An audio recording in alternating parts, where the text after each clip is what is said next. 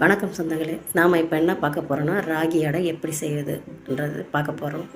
நான் ராகி அடை எப்படி செய்வேன்னா, ராகி மாவு, ஒரு பச்சை மிளகா, 2 வெங்காயம், கொஞ்சம் முருங்கைக்கீரை எல்லாமே கொஞ்சம் எண்ணெய் ஊற்றி வானலில் வதக்கிட்டு மாவில் கொட்டி கொஞ்சம் உப்பு போட்டு தேவைக்கேற்ற தண்ணி ஊற்றி பிசைஞ்சிக்கணும். நல்லா பிசைஞ்சி வச்சுக்கின்னு தோசைக்கல்ல அடுப்பில் வச்சு மாவை எடுத்து தட்டி சிம்மில் வச்சு வேக வைக்கணும். சுற்றிலையும் எண்ணெய் விட்டு சிம்மில் வச்சு திருப்பி போடணும்.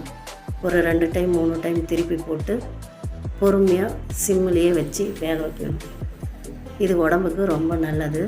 அது முக்கியமாக நம்ம பெண்களுக்கெல்லாம் ரொம்பவே நல்லது. ராகி அடை ரெடி. வாங்க சொந்தங்களே, சாப்பிடலாம்.